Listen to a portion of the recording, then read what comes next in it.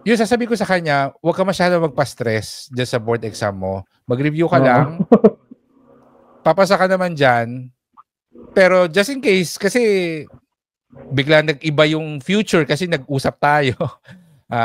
Kung hindi ka pumasa dyan, it's not the end of the world. Welcome sa Buhay Buhay Podcast, kwentong buhay-buhay namin ng kaibigan kong si Fitz.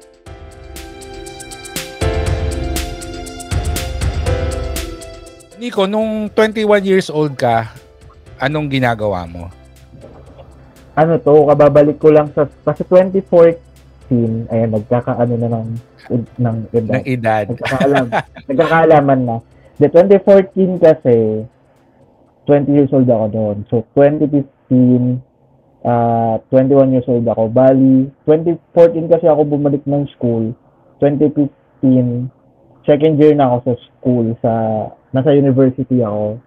So, ayun yung ginagawa ko. Nag-aaral lang. Nag-aaral. Kasi masipag akong bata. So, masipag akong estudyante. Oo.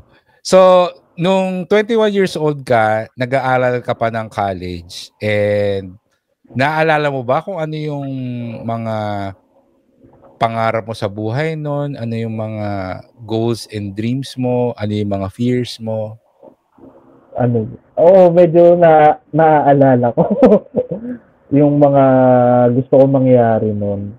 Kasi ang nakwento ko ata sa ibang episode na ako ay graduate ng marketing. Then, yung sa marketing, nung bago ako bumalik ng school, hindi ko kasi siya masyadong gusto that time. Tapos, nung bumalik na ako ng school, doon ko lang siya nagustuhan. Ayun. Mga dreams and goals siguro, gusto ko lang, matapos yung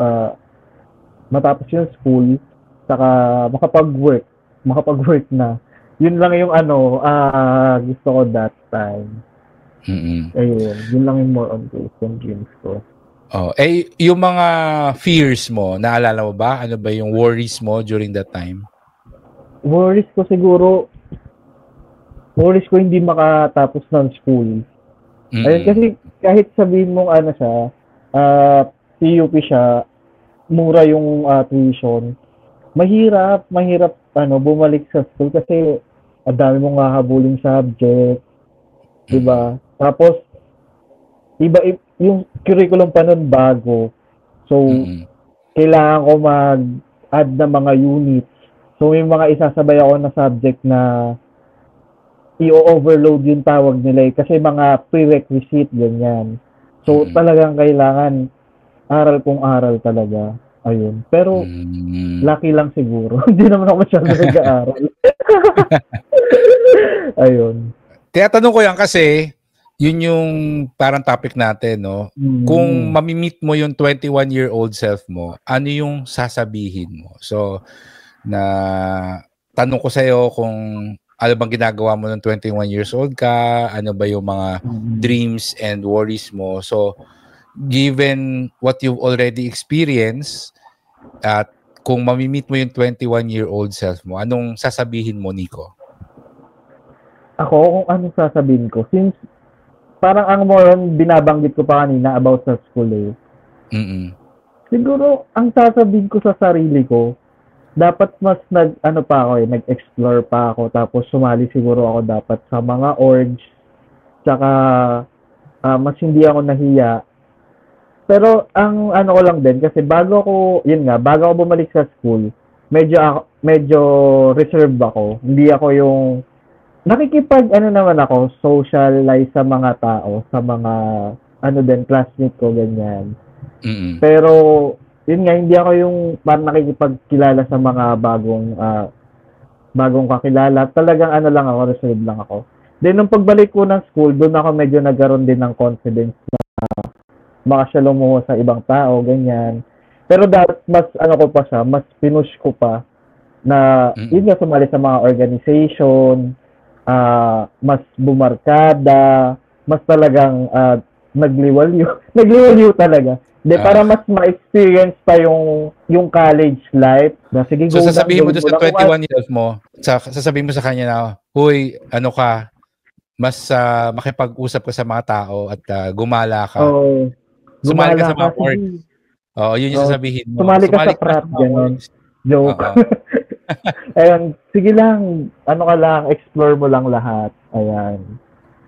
Ayun yung Oh. kasi parang feeling ko, ano yun eh, mas maaga mo na experience yung life. Experience yung life. Hindi, parang mas maaga mong, marami kang ma-experience, mas marami kang matututunan, di ba? Ano mo rin kasi Oo. siya, magagamit mo rin siya sa, bawa sa corporate job mo, ganyan. At saka, magkakaroon ka siguro din ng madaming connections. Parang di ka rin mahihirapan pagdating mo ng pag tapos ka na ng college, ganyan. Di ka na masyadong ganun mahiyain. Ayun. Pero nagkaroon ka ng 'di ba? Walwal era. Anong edad 'yun? Yung sabi mo na halos linggo-linggo nagiinuman kayo. Kasi yun, iba naman yung mga circle of friends ko doon. Parang Pero sila lang anong edad talaga. 'yun? Mga 20 plus din yun eh. Okay. Mga siguro, hindi, parang mga 18, 19, 20, ganyan. Pero, Mas bata. small circle of friends lang. Hindi naman ako nakipagkilala sa mga bagong tao. Ayun. So meron ka lang close circle of friends during that time. But kung makakausap mo yung younger self mo, you would advise yung young Nico na mas mag-explore pa or mas maging outgoing pa, no? Na sumali sa mga mas orgs. maging sumali sa mga orgs. Makipag-network, makipagkilala sa mga maraming tao. Kasi sa tingin mo... Lalo na kasi sa sa course ko na marketing. So, mas advantage talaga siya. At saka siguro dapat din, ito rin parang nahiya din ako sumali nun sa mga competition, ganyan. Hindi siya mga dancing competition o singing competition. Kasi wala talaga ako ibubuga doon.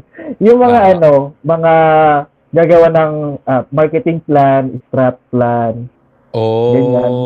Kasi may mga ganun kaming competition sa school.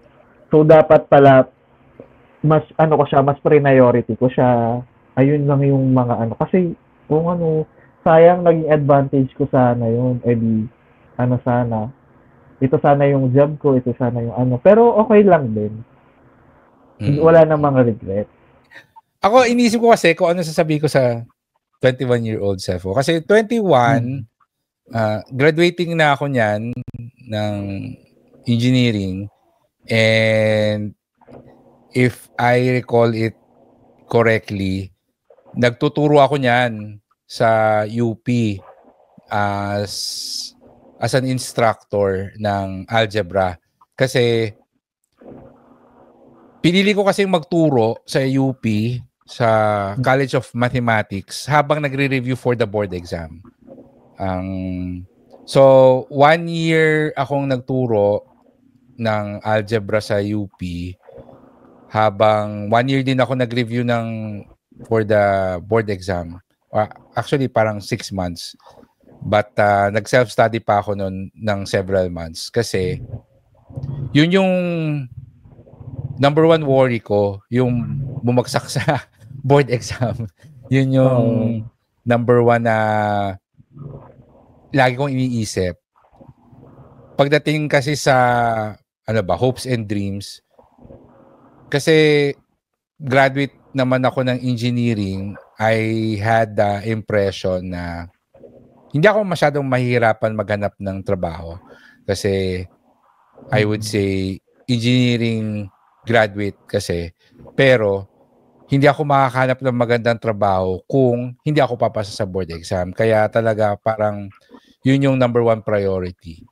And at the same time, ang hirap din kasi mag-review ng board exam nang walang pera. Kaya nag-apply ako na instructor noon. Meron akong friend na nagsabi sa akin, ba't hindi ka magturo habang nag-review sa board exam? So, magaan naman yung load ko nun sa pagtuturo. Kaya may time talaga ako na mag-aral for the board exam. So, doon umiikot yung doon umiikot yung buhay ko noon sa pagre-review nung 21 years old ako.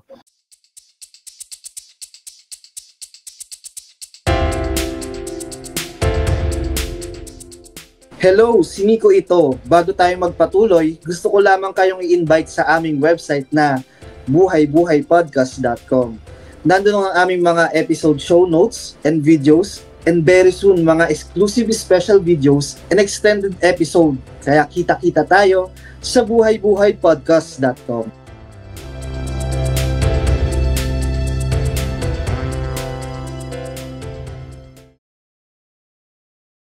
Ano yung hopes and dreams ko noon beyond getting a good job. Naisip ko na rin yun na medyo excited ako na number one, magkaroon ng stable na sweldo, na malaking sweldo, at to live on my own. Nung college, nagdo-dorm kasi ako. So technically, independent na ako, pero iba pa rin kasi yung talaga may sarili kang place kasi nung college, naka-dorm ako. So ang dami kong kasama. 3 kami sa kwarto, dormitory. But yung na-imagine ko na mag-apartment ako na lang mag-isa, na lahat. So I was excited to do that.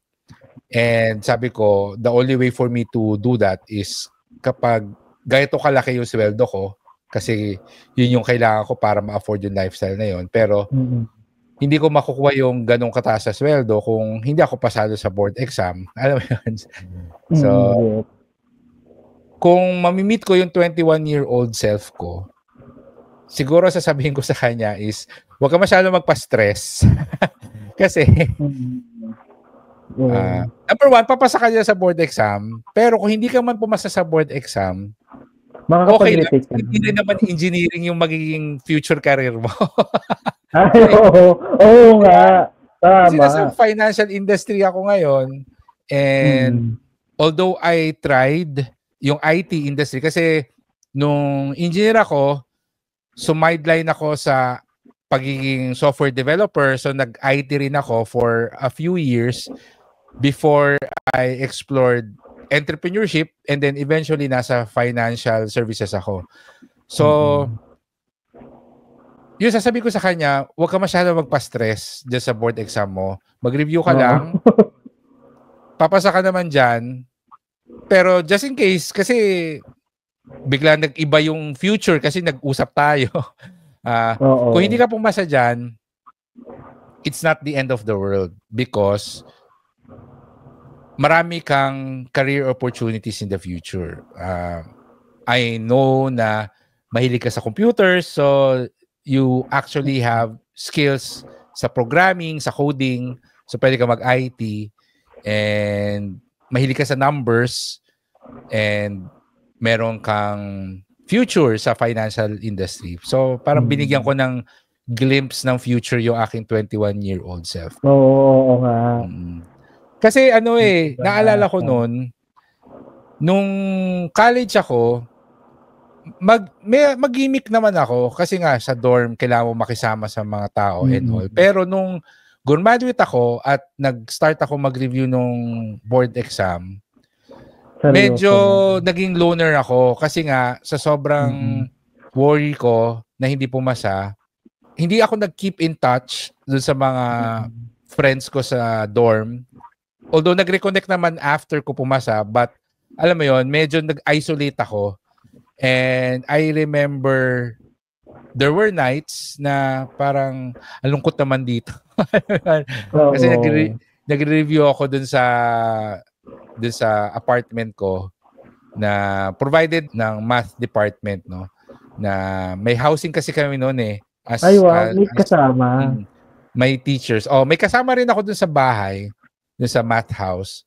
Pero yun nga, there were nights na nagre-review ako for the board exam, tapos ang lungkot naman. Tapos yun nga, attend ako ng mga review classes. Gabi yung review classes ko noon 7 o'clock hanggang 10 sa may UST. So, pagdating ng mga 9, 10, yun, mag-isa ako uwi. Parang, hindi ko na naisip noon makipagkita sa mga iba kong friends, etc. everyday ang review, tapos everyday din ng instructor job mo. Yung pagtuturo ko, Monday, Tuesday, Thursday, Friday kasi walang class sa UP ng Wednesday during that time. Tapos okay. yung review classes ko 3 times a week, and I remember MWF yun. So yung Monday yung pinaka-busy ko kasi may turo ako ng umaga, hapon, tapos sa gabi magre-review. But okay lang kasi yung Tuesday naman turo lang, and then pahinga ako ng gabi. Tapos Wednesday naman walang turo pero magre-review. So sakto lang yung schedule ko noon. Every free time that I have, I usually spend it sa pagre-review, pagfo-photocopy ng mga sample exam, pagte-test ng sarili ko, etc. After nung board exam, nag-focus na ako sa pag-a-apply na at saka sa pagtuturo. Well, nagkaroon ako ng ng decision kung gusto ko bang magpatuloy sa pagtuturo or magko-corporate na ako. But naisip ko, bakit pa ako nagpakahirap mag-board exam kung itutuloy ko rin naman yung pagtuturo ko? Sana tinuloy ko na lang sa pagmamasterals, no, para kung plano ko talaga magturo. Although nung tumigil ako sa pagtuturo kasi nga meron na akong trabaho sa corporate world, sinabi ko sa sarili ko na parang gusto ko bumalik sa pagtuturo soon or in the future, because ang lakas makabata pag nagtuturo ka. Alam mo yun? The future is now daw. So, babalik ka na. So, tinatawagan ko yung mga universities kung gusto nyo na. Gusto nyo na part-time instructor. Hindi natin alam. Napaisip tuloy ako. Willing ba diba? Bumalik sa pagtuturo. Parang, hindi ko pa alam. Hindi ko pa alam. Pero parang sa nag-iiba na tayo ng topic, no? Pero parang sa pag-aano mo din, I mean sa work mo ngayon, kasi di ba parang more on nagtuturo ka na din Di ba? Parang yung dating na. I think that's the reason. Lang mga class na sumasagot sa'yo, na physical pero yun. Ayun. I think that's the reason kung ba't ako nag-enjoy sa financial industry, kasi a good part of it now is conducting financial literacy seminars. So parang nga nagtuturo ako without the hassle na kailangan ko mag-grade ng exam at kailangan So walang pressure na mag-grade. Nag-enjoy ako na mag-conduct ng seminars, and I think that's also the reason bakit ako naging content creator, dahil hindi ko na ituloy yung pagtuturo ko. So in another form ko na lang siya ginawa. Nagtuturo pa rin ako, but financial literacy, I guess that's one of the reasons kung bakit tumagal din ako dito sa industry na to. Dahil nag-enjoy ako. But I can still feel yung experience ko dati na nagtuturo ako, na ang lakas na makabata. Yun talaga yung ko noon Yun talaga yung sinasabi ko, na feeling ko hindi ako tumatanda, kasi kausap ko lagi yung mga college students, mga fresh, kasi algebra yung tinuro ko sa mga freshmen, yung mga kausap ko, mga 16 years old, nung 21 na ako, so 5 years younger. But alam mo yun, the same way na kahit na millennial tayo, pag may nakakausap tayong Gen Z, parang, di ba, natutuwa tayo sa narinig natin na perspective nila. Yan. Gusto ko yung tinanggap mo na millennial ako, di ba? Ay, millennial ka pa naman, di ba? Ay, millennial ka naman. Pero huwag natin i-disclose. Okay lang. Well, technically Gen X ako, pero nandun kasi ako doon sa cusp, doon sa gitna ng Gen X at saka millennial. May mga articles na sinasabi na yung year ko is considered na millennial. May mga articles na sinasabi na yung year of birth ko is Gen X na. So, sillennial ang mas naririnig ko na term, sillennial. But yeah. So, in any case, feeling ko naman Gen Z ako. Gen Z. Sa dami ng mga nakakausap ko ng mga Gen Z, yan, mas nakaka-relate nga ako sa mga jokes ng mga Gen Z ngayon, sa mga content ng mga Gen Z no? Kaysa dun sa mga Ang posts. refreshing, di ba? Oo. Ng mga ideas nila. That's Ganyan. right. So, if ever na mamimit mo naman yung older self mo, meron ka bang gustong itanong? Yan. Siguro yan yung ending natin for this episode. Kasi ang episode natin, it's about ano yung sasabihin mo doon sa younger self mo. Oo, younger. But if you will meet yung older self mo, ano yung itatanong mo sa kanya? Yun lang. Wag na lang yung ano yung sasabihin. Meron ka bang gustong itanong sa kanya? One question that you would ask your older self. Ano ba? Mahirap kasi yung one question eh. Actually, madami akong gustong itanong. At saka, ano yung unang tanong ano siya? Ano yung unang tanong na naisip mo, na itatanong mo? Unang tanong, magiging successful ka ba sa life? Diba? So, medyo ano siya, general, diba? Well, general din naman yung naisip ko na tanong. Ako, ang itatanong ko is, masaya ka ba? Yun lang. Ayun, sing, diba? Masaya ka ba sa naging buhay mo? Diba? Happy ka ba sa napagdaanan mo, ganyan? Oo. Kasi kung hindi ka masaya, sabihin mo sa akin kung ano yung kailangan kong gawin na iba para sumaya ka. Naiwasan yung pagiging hindi masaya in the future.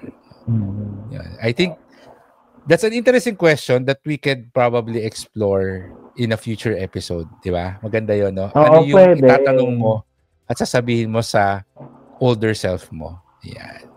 So, abangan nila yung episode na yun. Maraming salamat sa pakikinig. Please remember to subscribe, leave a review, and share this podcast with your friends. For more information and to contact us, you can visit buhaybuhaypodcast.com.